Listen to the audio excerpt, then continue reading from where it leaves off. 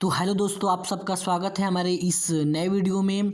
तो आज के हम लोग इस सेशन में कुछ ऑब्जेक्टिव प्रश्न साइंस का क्लास 10th का देखने वाले हैं, रसायन शास्त्र का। ठीक है, तो आज की इस वीडियो को शुरू से अंत तक आप लोग ज़रूर देखिएगा। अगर हमारा वीडियो अच्छा लगे तो हमारे वीडियो को ज़्यादा से लाइक और शेयर कीजिएगा, और अगर हमारे चैनल में नए हैं तो हमारे चैनल को जरूर सब्सक्राइब कर लीजिएगा। पहला प्रश्न कहता है कि रसायन शास्त्र जो है इसमें हम लोग प्रश्न देखने वाले हैं 20 से 25। ठीक है, पहला प्रश्न है कि जल की एक अणु में हाइड्रोजन एवं ऑक्सीजन के परमाणुओं की संख्या अनुपात याद करें।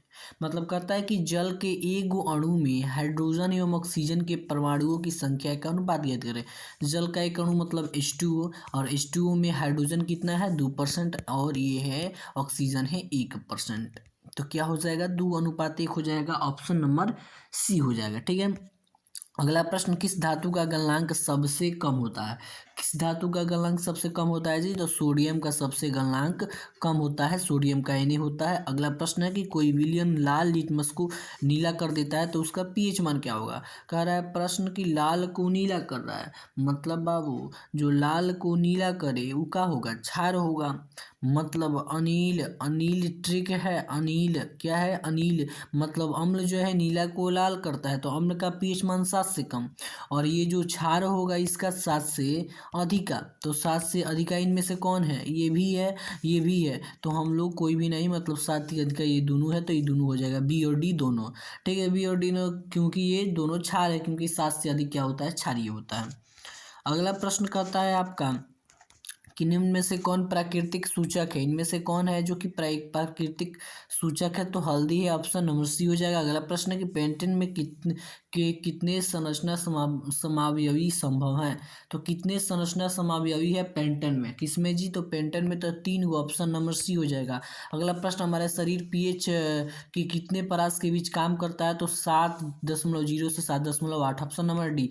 अगला प्रश्न, सबसे कठोर प्राकृतिक पदार्थ है, तो सबसे कठोर प्राकृतिक पदार्थ है हीरा। ऑप्शन नंबर सी हो जाएगा। अगला प्रश्न कहता है कि एसिटिक अम्ल का यूपीएससी नेम क्या है।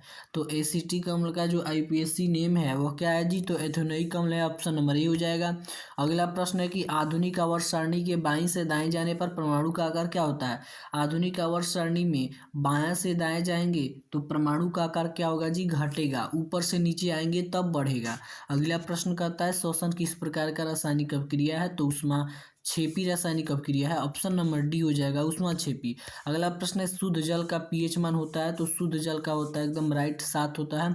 Option number C. अगला प्रश्न है चीनी का रासायनिक क्षेत्र C12H22O11 हो जाएगा चीनी का। ग्लूकोज का होता है C6H12O6 हो जाएगा ग्लूकोज का। अगला प्रश्न कहता है कमरे के ताप पर द्रव अवस्था में पाया जाने वाला अधातु, तो ब्रोमीन हो जाएगा। धातु कहेगा तो पारायमर कली हो जाएगा। अगला प्रश्न है एक्वारेंजिया में HCl और HNO3 का अनुपात कितना होता है। तो एक्वारेंजिया में कितना होता है जी, तो 3:1 होता है। Option number B. अगला प्रश्न कहता है कि गंधक का परमाणु संख्या कितना होता है। तो गंधक होता है पोटेशियम होता है, उसका परमाणु संख्या आपका 16 होता है। ऑप्शन नंबर सी हो जाएगा। अगला हो जाएगा एथाइल अल्कोहल का अणु सूत्र क्या होता है। एथाइल अल्कोहल का अणु सूत्र C2H5OH एथाइल अल्कोहल का अणु सूत्र। अगला प्रश्न कहता है कि आवर्त सारणी के प्रत्येक आवर्त का जो अंतिम सदस्य होता है वो क्या होता है। तो अंतिम सदस्य वो निष्क्रिय गैस होता है या अक्रिय गैस होता है। ऑप्शन नंबर क्या हो जाएगा, डी हो जाएगा। अगला प्रश्न कहता है कार्बन है, कार्बन क्या है बाबू, एगो अधातु है। ऑप्शन नंबर बी हो जाएगा। अगला प्रश्न है कि निम्न में से दिए गए अभिक्रिया में कौन सा गैस संसत है। तो 2Cu प्लस में O2 प्लस में 2Cu, तो इसमें क्या हो रहा है जी, तो इसमें कॉपर का अवकरण भी हो रहा है, मतलब कॉपर से ऑक्सीजन छूट भी रहा है, कॉपर से ऑक्सीजन जुड़ भी रहा है, मतलब इसमें क्या हो रहा है, तो इसमें दोनों क्रियाएं हो रही हैं। ठीक है, तो इसमें दोनों क्रियाएं नहीं हो रही हैं, इसमें सिंपल सा बात है 2Cu प्लस में O2, तो इसमें क्या हो रहा है, बना के जोड़ के मिल रहा है 2CO2, तो ये मतलब कि बना के मिल रहा है। ठीक है, मतलब कि दोनों जुड़ रहा है, तो ऑक्सीजन जुड़ रहा है, मतलब कॉपर का क्या हो रहा है, ऑक्सीकरण हो रहा है। ऑप्शन नंबर बी हो जाएगा। अगला प्रश्न कहता है कि आपका कि जो बेकिंग सोडा है, इस बेकिंग सोडा का रासायनिक सूत्र क्या होगा? जो बेकिंग सोडा होता है उसका रासायनिक सूत्र क्या होता है? इसी तो NaHCO3 NaHCO3।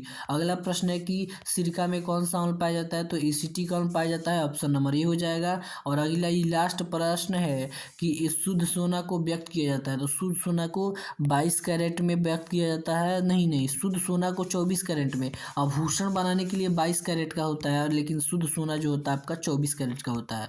ठीक है, तो अगला पार्ट में हम लोग और इससे ज़्यादा ऑब्जेक्टिव प्रश्न को देखेंगे।